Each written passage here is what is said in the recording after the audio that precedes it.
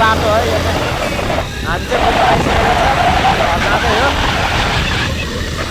सबैजनाले like share गरिदिनु होला भन्न चाहन्छु मेरो भ्लगमा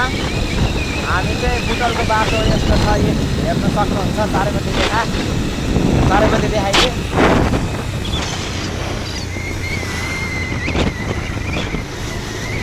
देखाएन उता रोड देखा होला यही ठाउँमा देखाएकोले अघि यस्तो रिकल देखाएन